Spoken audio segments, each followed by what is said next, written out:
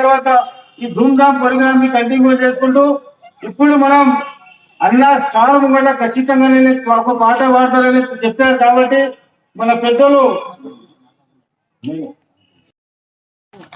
ఈరోజు మీరు ఎంతో ఆనందంతో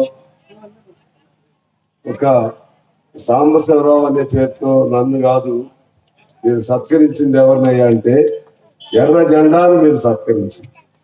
ఎర్ర జెండాకు అభినందనలు తెలిపారు, కమ్యూనిస్ట్ పార్టీకి అభినందనలు తెలిపారు. నా స్థానంలో మరే కమ్యూనిస్ట్ పార్టీ లేకుండా నేను సాంబశివరావు అనే వ్యక్తి లేడు. కమ్యూనిస్ట్ పార్టీ అనేది లేకుండా ఈ వేదిక మీద కూర్చున్న వాళ్ళు ఎవరు కూడా లేరు. కమ్యూనిస్ట్ పార్టీ మమ్మల్ని పెంచి పోషించింది. కమ్యూనిస్ట్ పార్టీ పేదవాళ్ళ కోసం నిలబడమని ఆదేశించింది.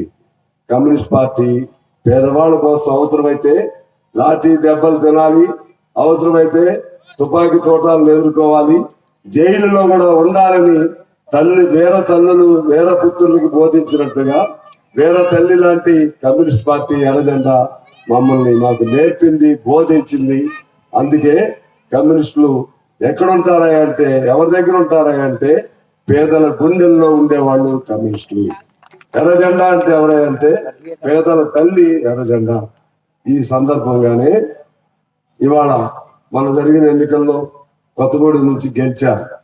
ఒక్కడే గెలిస్తే ఒకే ఒక్కడు అంటున్నారు. మన జహీరాబాద్ మీ చాలా మందిని అడగండి, మీకు తెలిసిన వాళ్ళందరూ ఇవాళ కమ్యూనిస్ట్ పార్టీ అవసరం ఉందా, ఎర్రజెండా కావాలా, కమ్యూనిజం కావాలా అని అడగండి. మీరు 160-70 మంది కమ్యూనిస్ట్ పార్టీ ఉండాలి అని చెప్తారు. మన పార్టీ వాళ్ళే కాదు, మనకు ఓట్లు వేసే వాళ్ళే కాదు, మనకు ఓట్లు వేయని వాళ్ళు కూడా, వేరే పార్టీల వాళ్ళు కూడా కమ్యూనిస్ట్ పార్టీ అనేది లేకపోతే అడిగేవాడు ఎవరు ఉండరయ్యా అని కాంగ్రెస్ వాళ్ళే మమ్మల్ని అంటున్నారు.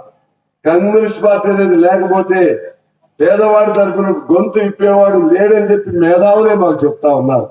కమ్యూనిస్ట్ పార్టీ అనేది లేకపోతే పేదవాళ్ళ తరఫున పోట్లాడేవాడు, పేదవాడికి గుడిసె లేపించేవాడు, పేదవాడికి సంఘాలు పెట్టేవాడు, పేదవాడి గొంతే కమ్యూనిస్టు. కాబట్టి కమ్యూనిస్టు అనేవాడు ఉండాలి, కమ్యూనిస్ట్ జెండా ఉండాలని చెప్పి మన పార్టీ కాని వాళ్ళు, మనకు ఓట్లు వేయని వాళ్ళు కూడా ఇవాళ కమ్యూనిస్ట్ పార్టీ కావాలి కావాలి కావాలి అంటున్నారు. అయితే ఇంతమంది కావాలన్నప్పుడు కమ్యూనిస్ట్ పార్టీకి ఎందుకు ఓట్లు వేయరు అనే ఆలోచన మనకు రావచ్చు. కమ్యూనిజాన్ని చెడ్డదని ఎవరు అందరూ మంచిదని అంటారు, కమ్యూనిస్ట్ పార్టీ మంచిది అంటారు. కానీ ఓట్లు వచ్చేసరికి ఇక్కడ ప్రకాష్ గారిని పోటీ పెట్టి ఇలా జలాలు పెట్టాం.